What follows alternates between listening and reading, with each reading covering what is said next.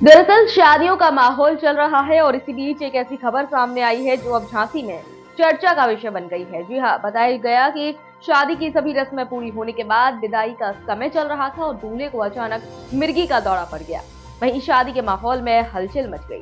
यहाँ तक तो ठीक था, लेकिन बात तब बिगड़ गई जब दुल्हन ने ससुराल जाने से इनकार कर दिया।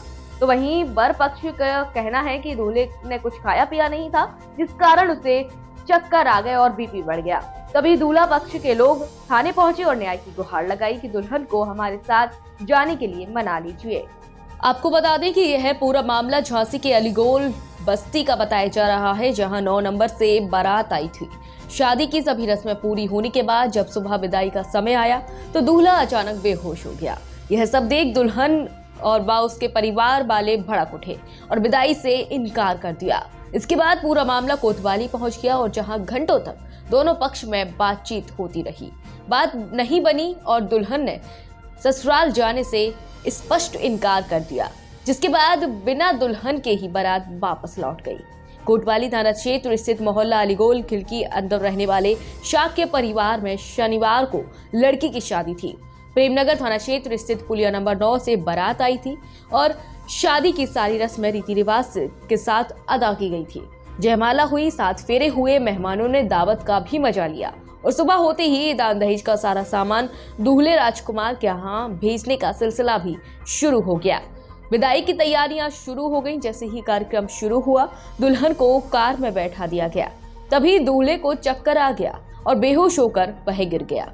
यह देखते ही दुल्हन पक्ष के लोग किसी गंभीर बीमारी की आशंका लगाने लगे।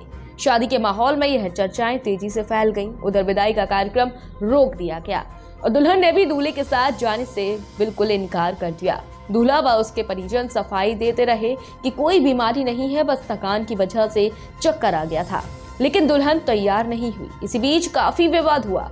जब बात नहीं बनी तो दूल्हा अपने रिश्तेदारों व परिजनों के साथ कोतवाली पहुंच गया। दुल्हन और उसके परिवार को भी बुलाया गया। पुलिस ने दोनों पक्षों की बातचीत सुनी और आपस में सुलह समझौता करने की बात कही, मगर इसके बाद भी बात नहीं बनी तो दुल्हन ने स्पष्ट रूप से दूल्हे के साथ जाने से इनकार कर दिया।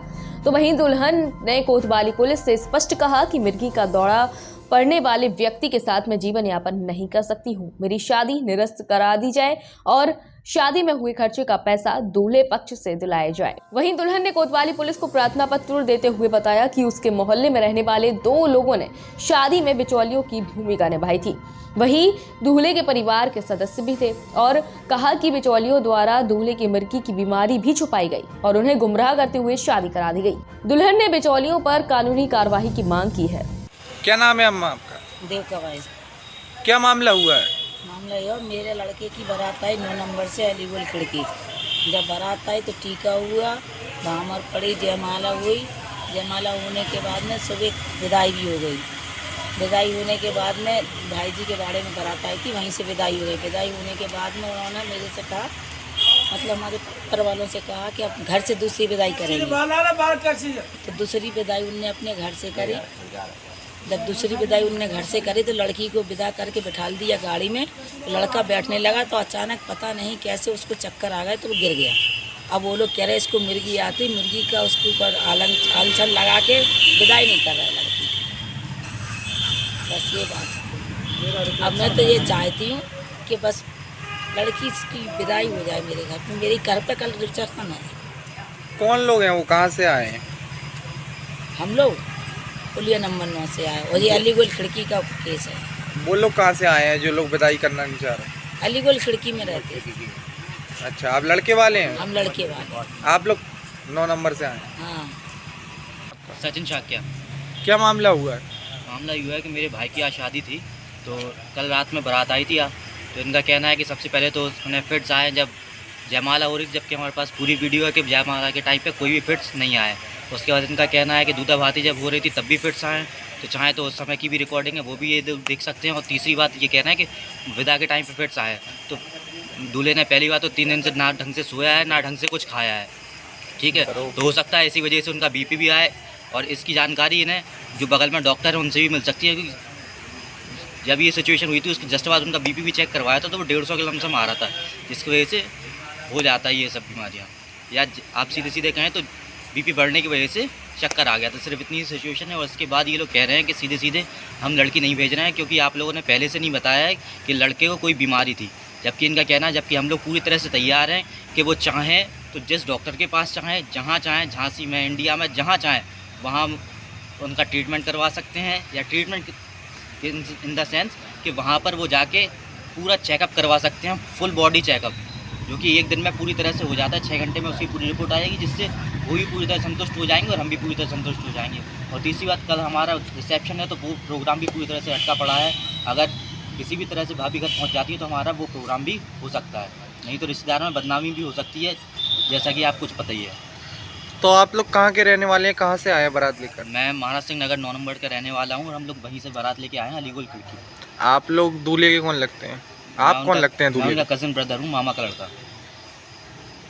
तो क्या हुआ, आप भी सूचना आ रही थी कि कोई तोड़फोड़ भी हुई है दिन में गाड़ियों वगैरह की, इस मामले को लेकर क्या मामला था? हाँ, मामला यही है कि जब दूल्हा बैठने वाला था उसी समय पे उन्हें चक्कर आ गया, तो जो आसपास के लोग थे उन्होंने ये कहा कि इन्हें फिट्स आ रहे हैं और दुल्हन को उससे निकालने के लिए, जबकि दुल्हन का जो जीजा था वो खुद गाड़ी में बैठ गए थे कि अब अगर लड़के को कोई भी फिट्स वगैरह जैसी सिचुएशन आएगी, जो कि बीपी की सिचुएशन थी, केवल कि बीपी बढ़ा था और उन्हें लग रहा था कि वो फिट्स है, दूल्हे के जीजा भी अंदर बैठ गए थे कि अगर आगे से कुछ भी होगा मैं साथ में जा रहा हूँ, 1 दिन 2 दिन वहीं रुकूंगा, अगर दूल्हे को दोबारा ऐसा कुछ होता है तो मैं दुल्हन को वापस ले आऊँगा।